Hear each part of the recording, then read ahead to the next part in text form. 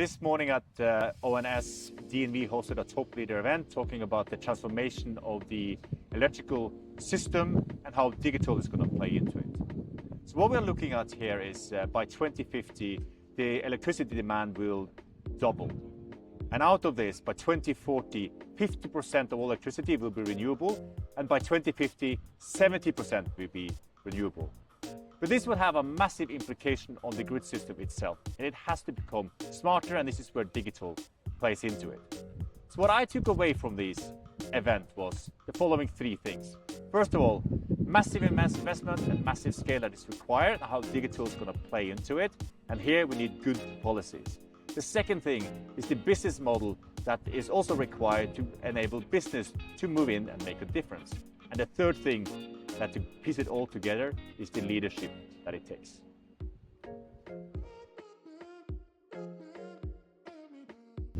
The floating offshore wind industry is at a pivotal junction at the moment. It's still in the early days, it's still in the pioneer era, but there are a few things we need to overcome. I'm joined here with Sille, and Sille, what are the key aspects that the industry needs to overcome? It's very simple. It's about cost, getting costs down, because it's very hard to afford to build this industry at these levels. But then in that case you can also look at what we did on bottom fixed. And on bottom fixed it's now getting down at a level which is making it possible in some countries already to deliver offshore wind without subsidies. So then what is required then for floating offshore wind to bring that cost curve down? And then again, looking back to the bottom fix, it was about getting it going, consolidating on fewer concepts that could scale, and then industrialize, modularize, and get the big commercial industry going.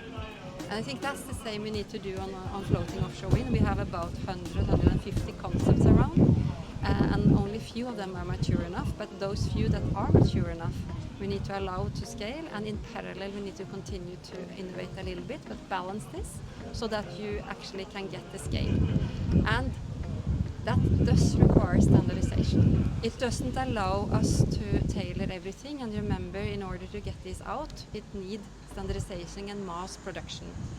And make sure that when we do mass production, we don't get the serial defect, so we need to pay attention to quality from the start.